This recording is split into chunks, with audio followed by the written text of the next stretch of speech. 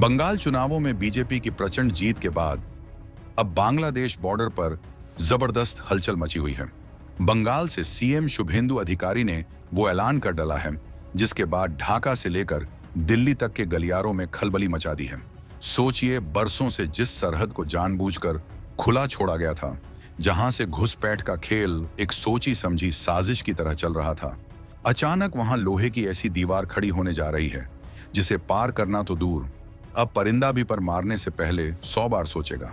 आज पश्चिम बंगाल के सीमावर्ती इलाकों में जो हलचल है, वैसी हलचल पिछले कई दशकों में नहीं देखी गई। सवाल यह है कि आखिर अचानक ऐसा क्या हुआ कि रातों रात बुलडोजर और सर्वे की टीमें सरहद की तरफ दौड़ने लगी। और उससे भी बड़ा सवाल ये कि बांग्लादेश के हुक्मरान इस बाड़बंदी से इतने डरे हुए क्यों हैं कि अब वो खुलेआम धमकी देने पर उतारू हो गए हैं। दोस्तों, मौजूदा समय भारत के इतिहास में एक बड़े टर्निंग पॉइंट के रूप में दर्ज होने जा रहा है। पश्चिम बंगाल विधानसभा चुनाव के नतीजों ने पूरे देश को चौंका दिया और बीजेपी की उस प्रचंड जीत ने सत्ता की चाबी शुभेंदु अधिकारी के हाथों में सौंप दी। लेकिन असली धमाका तब हुआ जब मुख्यमंत्री की कुर्सी संभालते ही शुभेंदु अधिकारी ने सीधे बंगाल बांग्लादेश बॉर्डर का रुख किया। उन्होंने जो आदेश दिया उसने बांग्लादेश की सरकार की नींद उड़ा दी है। आदेश साफ है, 45 दिन, जी हां, सिर्फ 45 दिन के भीतर बीएसएफ को वो सारी जमीन सौंप दी जाएगी। आने वाला 45 डेज के अंदर पूरा के पूरा जमीन एमएचए को ट्रांसफर करेगा, जो पिछले कई सालों से राज्य सरकार के पास अटकी पड़ी थी। ये जमीन मिलते ही बाड़बंदी का काम युद्ध स्तर पर शुरू होगा। इस एक फैसले ने पड़ोसी मुल्क में वो हाहाकार मचाया है कि वहां के बड़े नेता अब भारत को आंखें दिखाने की कोशिश कर रहे हैं। आखिर ये जमीन का टुकड़ा इतना कीमती क्यों है?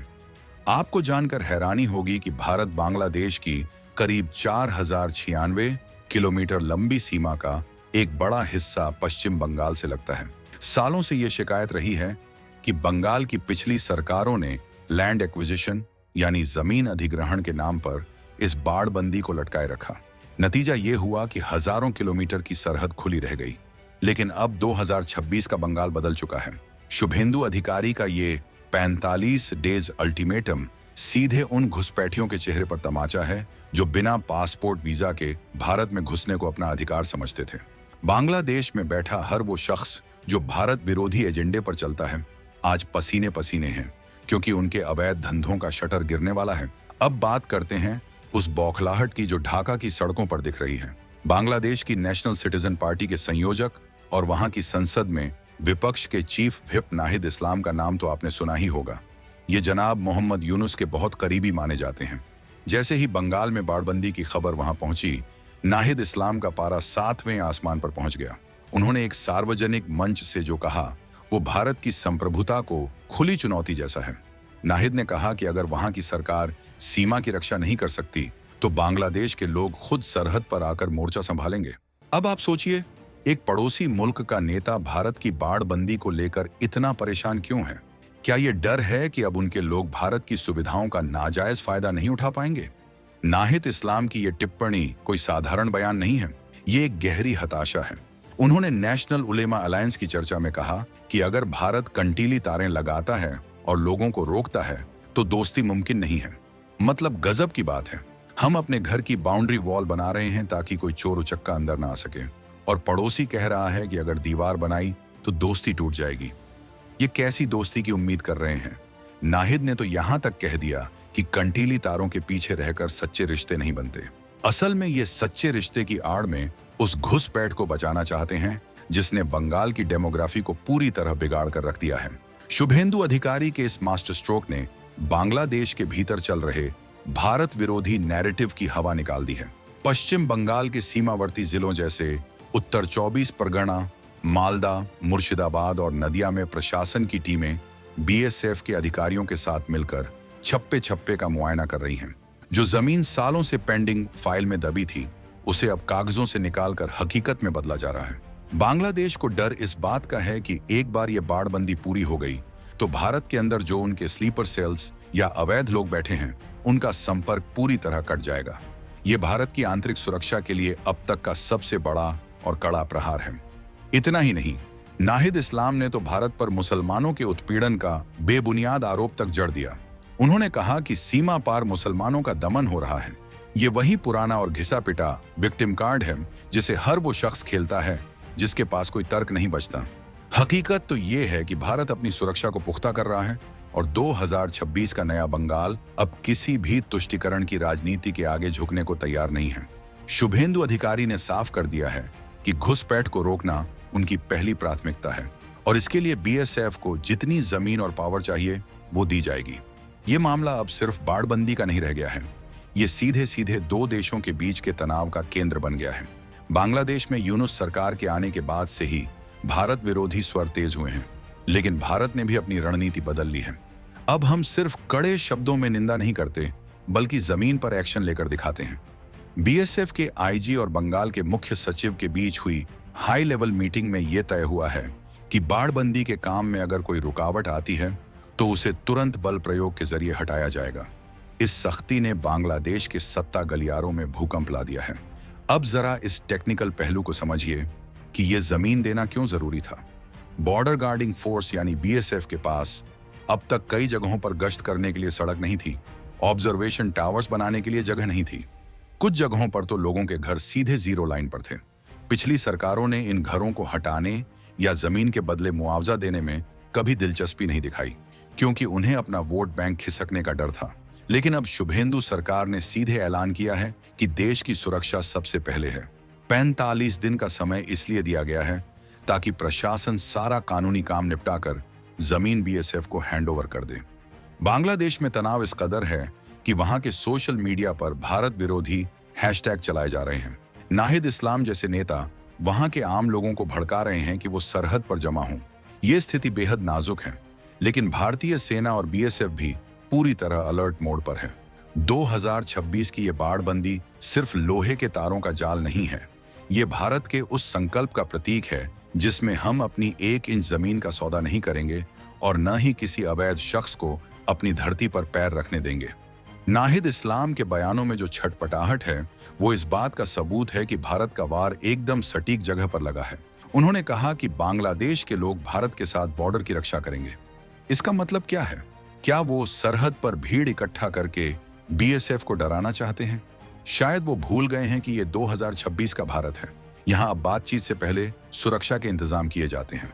शुभेंदु अधिकारी के एक्शन में आते ही बांग्लादेशी खुफिया एजेंसियों की भी सांसें फूल रही हैं, क्योंकि उन्हें पता है कि अब उनका लॉजिस्टिक्स सपोर्ट वाला रास्ता हमेशा के लिए बंद होने वाला है। पश्चिम बंगाल के सीमावर्ती जिलों में प्रशासन ने जिस रफ्तार से काम शुरू किया है उससे ये तो साफ है कि सरकार इस बार आर पार के मूड में है। जिन जमीनों पर कब्जा था उन्हें खाली कराया जा रहा है। जिन इलाकों में कंटीली बाढ़ नहीं लग सकती थी वहां स्मार्ट फेंसिंग और हाईटेक सेंसर्स लगाने की तैयारी है। ये सब कुछ उसी जमीन पर होगा जिसे 45 दिन के भीतर राज्य सरकार बीएसएफ को सौंपने वाली है। ये फैसला बांग्लादेश के लिए गले की फांस इसलिए बन गया है क्योंकि अब तक वो सीमा के जरिए अपनी अवैध अर्थव्यवस्था चलाते थे। मवेशियों की तस्करी हो या अन्य सामानों की हेराफेरी, अब सब कुछ ठप होने वाला है। बांग्लादेशी नेता नाहिद इस्लाम का यह कहना कि कंटीले तारों के पीछे दोस्ती नहीं होती, दरअसल एक धमकी भरा लहजा है। लेकिन भारत ने भी जवाब दे दिया है कि दोस्ती बराबरी वालों में होती है, घुसपैठ कराने वालों में नहीं। बंगाल के मुख्यमंत्री का यह कड़ा रुख पूरे देश के लिए एक मिसाल बन गया है। 2026 के इस चुनाव ने न सिर्फ बंगाल की राजनीति बदली बल्कि भारत की विदेश नीति और आंतरिक सुरक्षा के समीकरणों को भी नया आयाम दे दिया है। अब सवाल ये नहीं है कि बाड़बंदी कब होगी, सवाल ये है कि बांग्लादेश इस सच्चाई को कितनी जल्दी स्वीकार करेगा। आगे की कहानी और भी दिलचस्प है। जैसे जैसे ये 45 दिन बीत रहे हैं, बॉर्डर पर तनाव बढ़ता जा रहा है। बीएसएफ ने अपनी अतिरिक्त बटालियन तैनात कर दी है, ड्रोन से निगरानी बढ़ाई गई है। उधर बांग्लादेश की तरफ से बयानबाजी का स्तर और गिरता जा रहा है। नाहिद इस्लाम जैसे लोग वहां की जनता को जिस तरह से उकसा रहे हैं उससे किसी बड़े टकराव की आशंका से इनकार नहीं किया जा सकता। लेकिन भारतीय जवान मुस्तैदी से खड़े हैं। ये बाड़बंदी सिर्फ घुसपैठ रोकने के लिए नहीं है, बल्कि ये उन ताकतों को जवाब है जो भारत को कमजोर करना चाहती हैं। शुभेंदु अधिकारी का यह फैसला बंगाल के उन करोड़ों लोगों के लिए एक उम्मीद की किरण है जो घुसपैठ की वजह से अपनी पहचान खो रहे थे। सीमावर्ती जिलों के हिंदू और अल्पसंख्यक समुदाय जो सालों से असुरक्षा के साए में जी रहे थे, आज राहत की सांस ले रहे हैं। उन्हें लग रहा है कि अब उनके खेत, उनकी संपत्ति और उनका परिवार सुरक्षित रहेगा। लेकिन दूसरी तरफ जो लोग इस अवैध व्यापार और घुसपैठ की राजनीति पर पल रहे थे, उनके लिए ये किसी कयामत से कम नहीं है। इसीलिए हाहाकार मचा है, इसीलिए धमकियां दी जा रही हैं। क्या वो अपने नेताओं की इस भड़काऊ बयानबाजी पर लगाम लगाएंगे या फिर भारत के साथ रिश्तों को और खराब करेंगे? नाहिद इस्लाम जैसे मंत्रियों और सांसदों का ये रवैया किसी भी जिम्मेदार देश के लिए शोभा नहीं देता। भारत में मुसलमानों के दमन का झूठा आरोप लगाकर वो अंतर्राष्ट्रीय समुदाय का ध्यान भटकाना चाहते हैं। लेकिन दुनिया जानती है कि हकीकत क्या है। हकीकत ये है कि भारत अपनी बाड़बंदी मजबूत कर रहा है ताकि वो सुरक्षित रह सके। इस पूरे विवाद में एक और अहम बात है, वो है भारत की जीरो टॉलरेंस पॉलिसी। 2026 तक आते आते भारत ने यह साफ कर दिया है कि पड़ोसियों के साथ हमारे रिश्ते उनकी हरकत पर निर्भर करेंगे। अगर आप घुसपैठ को बढ़ावा देंगे तो हम दीवार खड़ी करेंगे, अगर आप धमकी देंगे तो हम सुरक्षा और कड़ी करेंगे। शुभेंदु अधिकारी के इस फैसले ने नेशनल सिक्योरिटी के मुद्दे को बंगाल की राजनीति के केंद्र में ला खड़ा किया है। अब वहां चर्चा इस बात पर नहीं होती कि राशन कितना मिलेगा, बल्कि इस बात पर होती है कि सरहद कितनी सुरक्षित है। बांग्लादेशी मीडिया में इस वक्त शुभेंदु अधिकारी को एक विलेन की तरह पेश किया जा रहा है, लेकिन भारत के राष्ट्रवादी तबके के लिए वो एक हीरो बनकर उभरे हैं। 45 दिन का समय जो उन्होंने दिया है, वो एक तरह से उस सिस्टम की सुस्ती को खत्म करने का मंत्र है जिसने देश को दशकों तक कमजोर बनाए रखा। बीएसएफ को जमीन मिलते ही वहां जो निर्माण कार्य शुरू होगा, वो सिर्फ कंक्रीट की दीवार नहीं होगी, वो भारत के आत्मसम्मान की दीवार होगी। नाहिद इस्लाम का ये कहना कि बांग्लादेशी लोग खुद बॉर्डर बचाएंगे एक खतरनाक संकेत है। ये सीधे तौर पर आम नागरिकों को उकसाने और सरहद पर अराजकता फैलाने की कोशिश है। लेकिन शायद उन्हें अंदाजा नहीं है कि बीएसएफ के पास अब 2026 में वो टेक्नोलॉजी है जो दूर से ही हर हरकत को भांप लेती है। अगर वहां से भीड़ आती है तो भारत के पास भी उससे निपटने के तरीके हैं। हम किसी भी देश की संप्रभुता का सम्मान करते हैं, लेकिन अपनी संप्रभुता के साथ समझौता कतई नहीं करेंगे। बंगाल के सीमावर्ती जिलों में इस वक्त जो प्रशासनिक सक्रियता है वो अद्भुत है। जिलाधिकारी, पुलिस अधीक्षक और बीएसएफ के कमांडेंट मिलकर हर उस अड़चन को दूर कर रहे हैं जो बाड़बंदी के रास्ते में थी। कई जगहों पर जमीन का सीमांकन पूरा हो चुका है, मुआवजे की राशि तय की जा रही है और ग्रामीणों को समझाया जा रहा है कि ये बाड़बंदी उनके और देश के हित में है। ये प्रोसेस इतनी ट्रांसपेरेंट और तेज है कि विरोध करने वालों के पास कोई बहाना ही नहीं बचा है। बांग्लादेश की चिंता इस बात को लेकर भी है कि इस बाड़बंदी के बाद वहां के आर्थिक हालात और बिगड़ सकते हैं। सीमा पार से होने वाला अवैध व्यापार वहां की कई स्थानीय अर्थव्यवस्थाओं की रीढ़ है। जब बाढ़ लग जाएगी तो ये व्यापार पूरी तरह बंद हो जाएगा।